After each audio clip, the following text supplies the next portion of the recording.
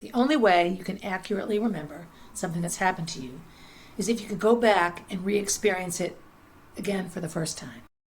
The moment you've experienced it and moved along in your life at all, you've grown and changed and had time to ponder. And aspects of the memory will be stronger than others, which colors the memory. Sometimes parts of the memory completely disappear. My first experience with this came in a sort of quasi-related field of a witness statement. Maggie, Bridget, and I were all walking back from track practice one day, and there was a motorcycle accident. And we were all asked to explain what we saw. What I saw was completely different than what they saw. Now, we were all relatively in the same place, but they had seen something that preceded what I saw. So my memory was incomplete because I hadn't seen the beginning of it. And I remember the police officers went round and round with us until they sort of figured out what was going on. Our conversation at the end of that experience was how wonky eyewitness testimony could be. If it was wonky the minute you saw it, like moments later, how wonky could that be 2 years down the road in a trial, right? So back to memory. I have lots and lots of childhood memories that I know if I went back and relived them for the first time would be completely different than how I remember them. That's just the beauty / ugliness of memory. It's very, very colored by what's important to you. So for example, childhood memories. Me and my 3 siblings that grew up in the same house have very, very different memories of what our childhood was like. And they're based on our experience in the childhood, our experience. I wasn't the oldest boy. I wasn't the youngest girl. I was me. And I had my unique experiences that color all of our mutual experiences. I'll bring things up that none of my siblings remember because it wasn't a significant event for them. There are aspects of all the major events in my life that I remember with crystal clarity. Except I wonder sometimes if I went back and watched it, if I could watch the memory as it unfolded, it would be different. So I have VHS recording that was put onto a DVD or a CD of my 5-minute mile, breaking 5 minutes in the mile, on June 6th, 1981. So this year, the days lined up. It was 45 years ago, and June 6th was a Saturday, just like it was in 1981. This was a bit of a stunning revelation to me, and so I put a post on my Facebook page that was an Instagram post I made a long time ago. And it's a reel to a really catchy song with all these different pictures of me from high school, mostly of them running, but a theater picture, a cheerleading picture, when I was graduation marshal, sitting at the Long Run, which is a running store I worked at that Jay owned. It was just like a collage of pictures. And I posted that, I posted Friday night. Tomorrow is the 45th anniversary and all this. And I posted it on my Facebook page. And then I posted it on my High Rocks Barb YouTube page. I posted it on Instagram. And the feedback was phenomenal. I've heard from people that I haven't heard from in 30 or 40 years. Some of the people that were there, I tagged Marty in it, my college roommate and one of my rivals in high school. She ran the 2-mile that day. And she'd never seen it. She'd never seen the race. And it brought her right back to that night and right back to the energy and all that we went through.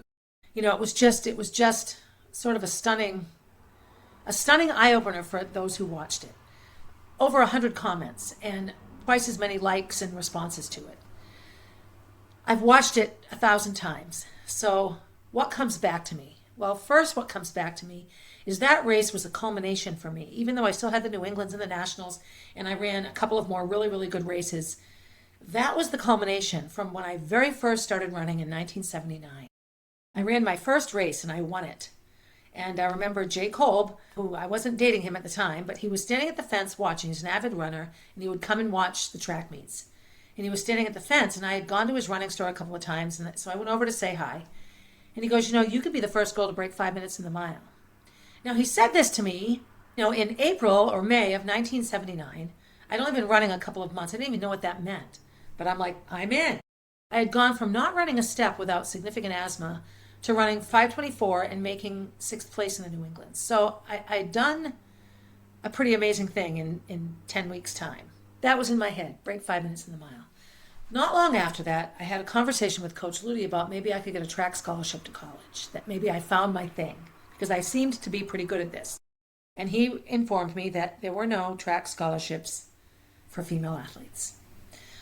Only male athletes, boys, male-bodied humans, got to get scholarships. The NCAA did not recognize women as of yet. However, he said, There's a new law that was enacted, 6 or 7 years ago that's taken a while to be put into play, that colleges are officially adopting in 1981. That was Title IX. So I'm going to read what Title IX says because it was one of the first things that came to mind for me when I was watching the video. No person in the United States shall, on the basis of sex, be excluded from participation in, be denied the benefits of, or be subjected to discrimination under any education program or activity receiving federal financial assistance. So that seems very straightforward, right? 37 words.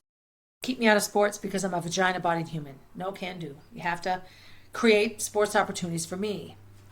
The initial backlash from male sports at the time was that they would have to no longer just be men's sports. They'd have to create spaces on their teams for women. And that wasn't the case at all. At all. It was simply, if you offer a service or something great for men or boys, you have to offer a service that's equal to that for girls. So if you have boys tennis, then you need to have girls tennis. If you have boys hockey, you have to have girls hockey. So let me be clear. 1972 is when Title IX was enacted, was voted on, and implemented into law. 1981 was the first year that colleges were required to enforce it. Some of the enforcement of Title IX was done in ways that hurt male athletics. Money is the major driving factor. Boston University is a good example. They sunk a ton of money into a football program that wasn't all that great. They couldn't seem to make it great. It didn't generate revenue. Nobody went to BU football games. That's a lot of money into a sport if it's not generating money back. So by getting rid of football, there was like 80 athletes on the team that now no longer counted as male athletes. So girls track and all the different sports weren't, quote unquote, taking away from other sports, except by asking men to shrink men's sports, the animosity was created. You can't impose change. You have to implement it and have it be thoughtful. Do I believe Title IX is right? Yes, of course. If girls want to compete against other girls in sports, they should be able to, right? We shouldn't be told, no, we can't. This 5-minute mile, breaking the 5-minute mile, was a culmination for me of 2 years of being told maybe you'll do it to actually being able to do it. Now, knowing my story, if you listen to me, I'm a self-sabotager. I'm asthmatic. I struggle with addiction. I've had child abuse and some crazy aspects of my life. Me following through and taking all the necessary steps to make something like this happen is as astounding as the sub 5-minute mile, because I really was all over the place then, much like I am now. I put the video in on Facebook. I start to read the comments. Every time I read a comment, I rewatch the video. So am I full of myself? I just want to watch myself win? Actually, no. For the first time ever, I really looked at it and watched myself run and tried to remember to see it through my eyes and not on the screen. And so much of my memories of that race through my eyes don't match what I see on the screen. Now, some of it is because I wasn't looking behind me, so I didn't know what Kathy was doing back there. I didn't see her at all. I looked over my shoulder once and didn't see her. I knew she was back there, I just didn't know where. But some of my recollections of that race are just so different than what it looks like. So what you need to do is you need to hit the pause button and go on my social media and watch the race. The first lap sort of stayed the same. I found Mr. Ludi on the backstretch. He was over there and he would give me advice and I'd nod my head. I had clumps of people at various places on the track. I wanted people all the way around the track so they were spread out. I can't see Bruce in there, Coach McMahon. I can't find him. I need to watch it on the TV, I think, and see if I can actually locate him. I hear his voice a couple of times. The first lap is essentially fine. The second lap, we all come together. Now we're in a bit of a clump and I can hear people behind me now. And so I realize, okay, now we've got a clump together. But again, I'm focusing on the girl in front of me, a girl named Kim Koch, who was the defending state champion. She had outkicked me a year prior and broken my heart. That's racing though, right? Somebody wins, somebody doesn't. And she just took off. I remember thinking, this is great. She can do the work. She's a good front runner. I can sit back. And it was clear at the 800 that she was settling down and that she was getting tired. We all came right up on her. So I was waiting for Coach Ludi to tell me when to go by her when Kathy Skiro, who's now Kathy O'Brien, went zooming past. I remember her zooming past me. When you watch the video, she's very thoughtful in her passing me. She runs by me, she runs by Kim, she gets in front, and then she takes off. And I mean takes off. It's like she's doing a finishing kick. Coach Ludi is right there. It couldn't have been more perfect. And he says, relax, Don't respond right away. Collect yourself, keep your eyes on her, get around Kim and go get her. And Kim picked it up a bit as well at this point. She's also listening to Coach, I think. So I stayed behind Kim, and at the top of the third lap, past Kim going into the turn. So by the scoreboard, I was ahead of her, and I was chasing down Kathy. In the race, in my memory of the race, I knew that I could catch Kathy coming into the bell lap, so crossing the starting line with 1 lap to go. She was a bit ahead of me, and I was anxious, and I remember the anxiety. And watching that on the film, she looks like she was way more ahead of me than I remember. And then the last lap is pretty much as I remember it. I just slowly caught up to her, slowly caught up to her, slowly caught up to her. The closer I got, the more my confidence grew. And you hear this voice yell, "Slingshot!" And that was Coach McMahon. And he had this amazing move called the slingshot, which is when you slingshot yourself by somebody. Kathy actually did a straightaway slingshot on the back stretch in the third lap. She's behind you, she catches you by surprise and takes off. So you're knocked off your socks a little bit. And that was exactly how it was for me. So I slingshotted Kathy, and of course these two giant heads, the guy filming didn't think to raise the camera up, right? So he could see over the heads. So you miss the actual slingshot. You see me coming up on her shoulder, then we disappear behind these two heads of people watching, and then we're stride for stride down the backstretch. I remember clearly thinking, oh no, she suddenly developed a kick, and then I just dug deep and got to 50 and just the 50-meter mark and started sprinting, and I beat her. Parts of it are exactly as I remember. So as I've watched this race several times and read the comments, what's come clear for me is what an excellent example of the justification of female athletics, sports opportunities for girls. That mile was executed with flawless tactical efforts by everyone in it. Number 1, Kim Koch, defending champion, not the number 1 seed, never broke 5 in the mile before. Probably not going to be able to. It's her last race. She wants to go for it just like we do. So she goes for it. She just blasts out. I'm going to run my race. I'm going to do it my way. You have me listening to my coach, paying attention to the tactics, letting him make the fast decisions for me, responding to what he says, thinking it through, listening for his words, paying attention to the runners in front of me, being relaxed. My form is flawless in this race. Relaxed hands. I look just fine. We all do. We look great. The girl in third place for most of the race, Cindy Stearns, ran out of her mind. She was seated like 6th or 7th in the race, and she ended up third, which was a huge jump for her. And she had a big mile PR. I think her PR coming into this, her best time was over 5:10, and she ran 5:04. And her idea, I'm just going to stay with Barb as long as I can. That was her goal, to stay with me as long as she could. And so when you see me respond, you see her respond. Cindy was in third the whole time. What changed was Kim was replaced by Kathy as the one of the two ahead of her. We got to the point where we started really sprinting up the backstretch in the home stretch with 200 meters to go, and that's where Cindy fell off. She lost contact there. The voices cheer for Cindy the most. She had a huge fan base at that race. I mean, you hear cheering for all of us, but that was lost on me as a runner because she was never in front of me, so I didn't see any of her race and how that unfolded. And then there was Kathy, who ran a strategically Kathy race with one change. So Kathy's strategy had always been to start off slow. People tire themselves out, slowly build up, create a great lead, big giant lead, and then win the race. And so when you have a 2-mile race or a cross-country race, you might have time to do that. There might be enough laps on the track for you to create such a lead. In a race as short as the mile, you have to create a big enough lead all at once that it can't be changed. She had tried to do that the week before. She went by me early, and I went back by her early and outkicked her, and Coach was quite angry with me. Don't you do that again, because you may not succeed. And so she ran her tactical race. She let Kim take it out. She let me respond to Kim. She stayed behind Cindy. She stayed right there. It was all in front of her. She was clearly listening to or following the directions of somebody as tactically savvy as Coach Ludi, and that was her coach, Tom Dowling.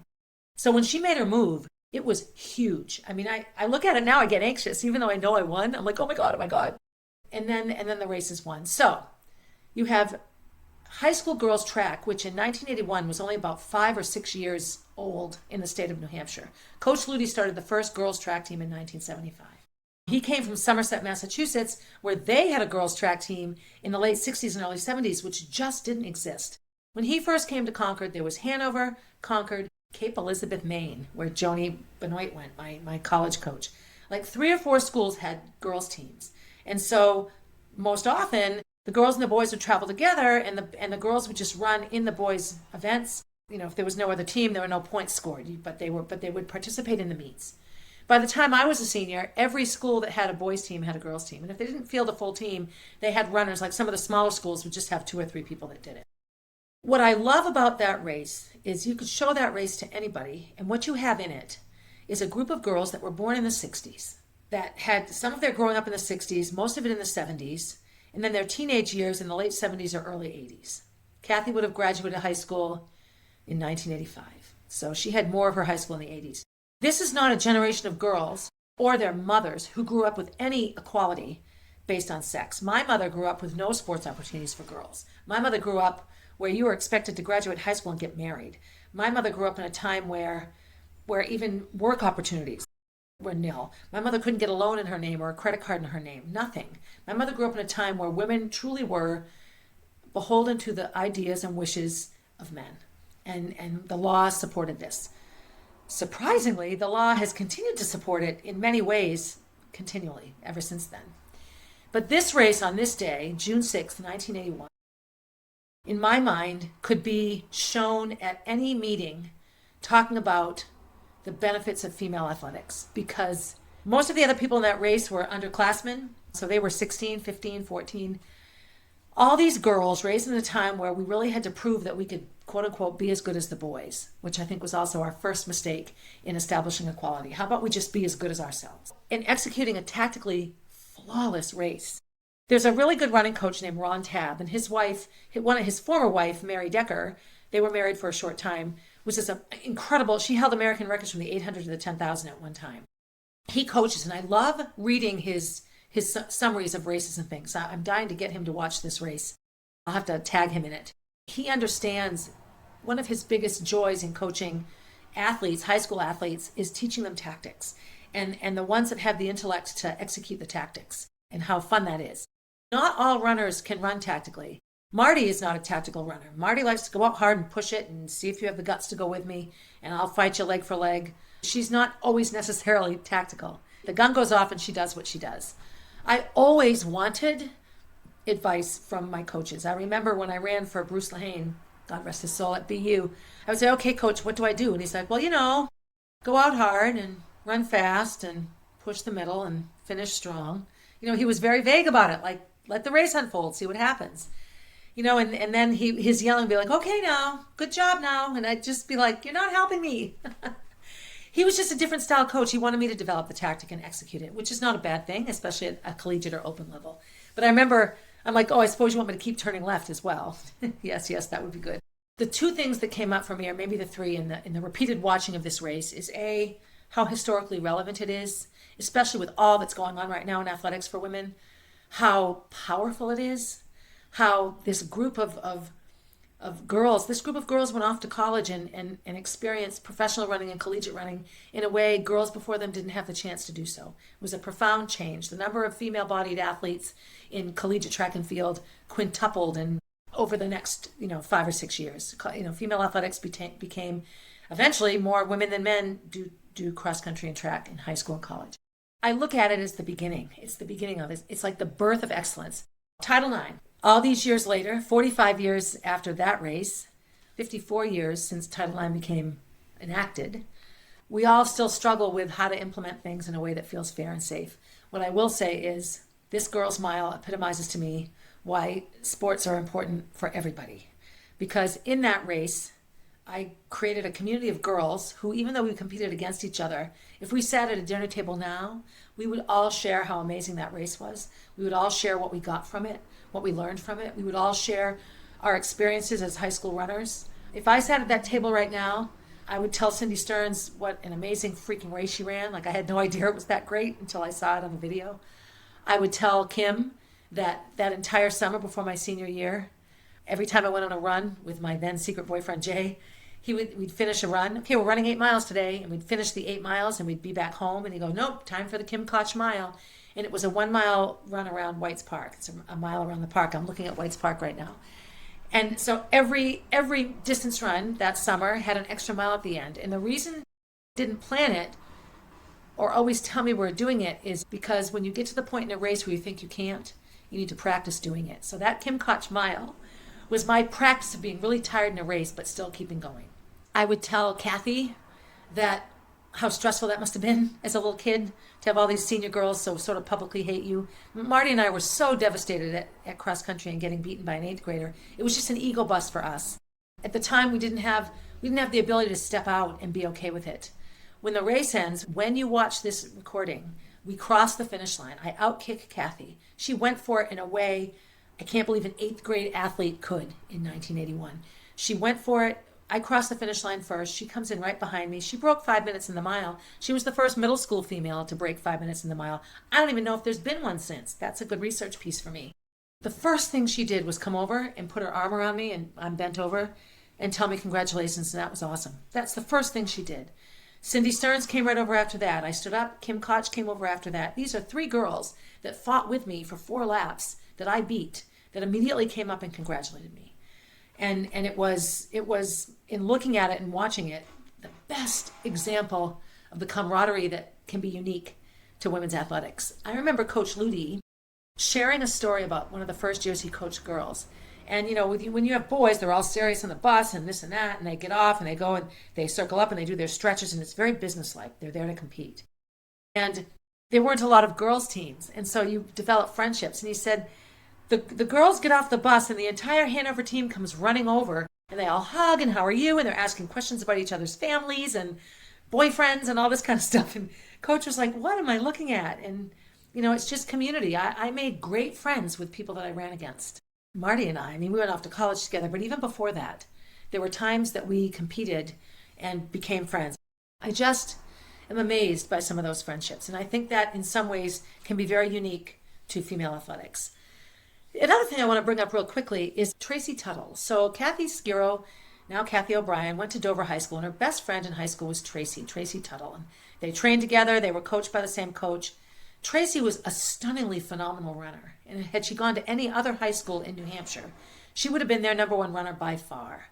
Kathy may have won all the meets for Dover, but if she went to Hopkinton High School or Concord High School or any other high school, well, maybe not Concord because I was there, but she would have been the star. So she might have still gotten second, but she would have been first for her school.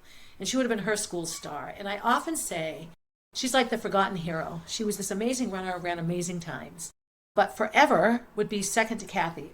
Kathy's sidekick, Kathy's shadow. And I know that Kathy would never facilitate or precipitate that. I know that she was encouraged and loved and celebrated, but she's like the invisible, the red-haired stepsister, so to speak. So I saw a post the other day about a runner named Maisie Emerson, who is incredible. She's running incredible times for a freshman, ridiculously fast times. But she's in a high school that has an amazing runner, Maddie Lane, I think her name is, who is state champion and setting records, and she's just crazy. And she gets all of this incredible attention, which detracts from how incredibly fast this little freshman is running. That can be really hard. So I like to give athletes like that a shout out, because as far as we've come, it's really hard not to just really narrowly celebrate the one hero when there are so many heroes to celebrate.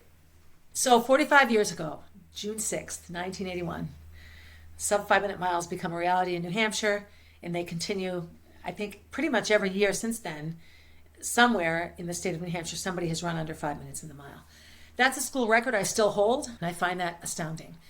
I would love to put a podcast episode together with Kim, Cindy, and Kathy. So I'm going to attempt to make that happen.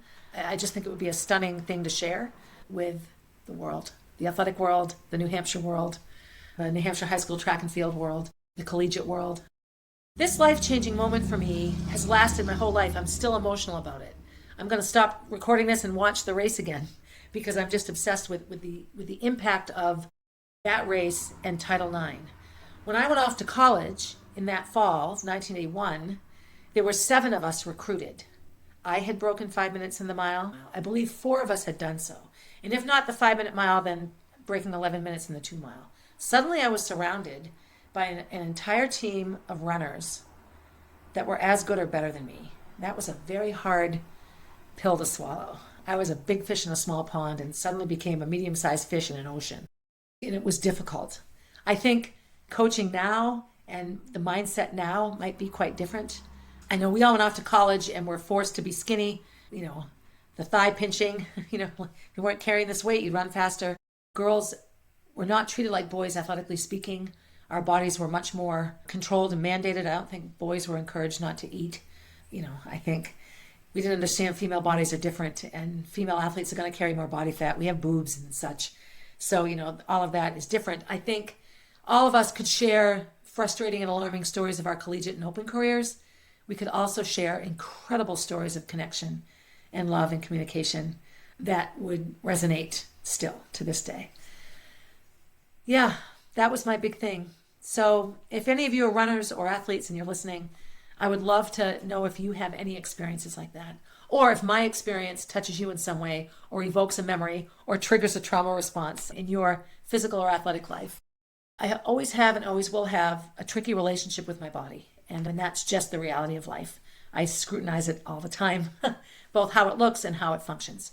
But I also say again and again and again, I am the luckiest human to have been born in this body, in the body in which I live, because it primarily does everything I want it to do.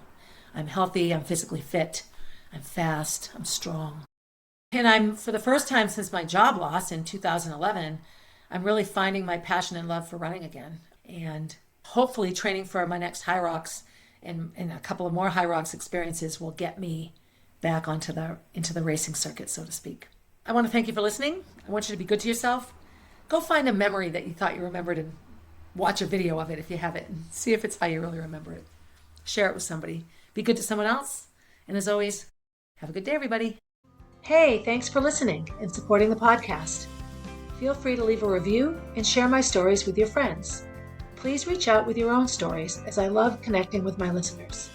If you would like to get to know Molly, head over to mollybfoundation.org to see what she is all about. If you want to see what I'm up to next, you can find me on Instagram at Barb_444, on Facebook as Barb Higgins, and at my website, 1000tinysteps.com. And while you're there, sign up for my newsletter, a weekly way to find out what's up in the life of Barb Higgins.